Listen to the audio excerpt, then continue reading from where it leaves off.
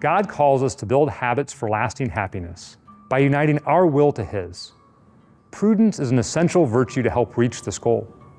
In many ways, prudence is what some might call common sense, except that prudence is actually not that common. We do not always make wise decisions, let alone act on them. It is interesting that the Latin word for prudence means foresight, or the ability to discern the effects or outcomes of a particular action before it happens. With this in mind, prudence is less about caution and more about being able to think through the effects of possible decisions and discern the right course of action. Prudence is considered the queen of virtues. It helps us distinguish between good and evil and virtuous and vicious acts. And on the deepest and most important level, it helps us to discern the will of God. A prudent person takes in the available data, carefully discerns the options, considers past experience, considers the possibilities, and then chooses the course of action and the timing that is most likely to produce the desired outcome. And they do all this in a way that does not compromise or challenge their moral principles. Prudent people make difficult decisions that people trust.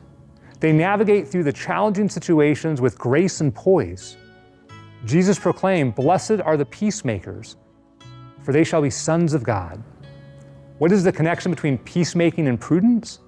Conflicts are often started or prolonged when people act rashly, while prudence counteracts rashness by encouraging people to think before they say or do anything that could cause more harm. When peacemakers bring prudent words and action into a tense situation, calming down all the people involved, they are doing a work of charity.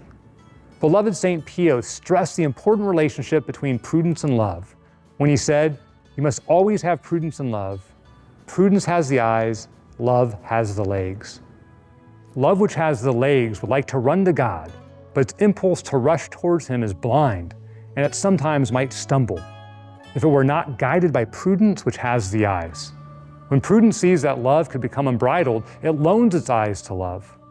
In this way, love restrains itself and is guided by prudence. It acts as it should and not as it would like. By practicing prudence daily, you will build up this important spiritual virtuous muscle and more easily choose the good life. Learn how to build the habits for lasting happiness by ordering your copy of our new Ignatius Press book entitled The Willpower Advantage.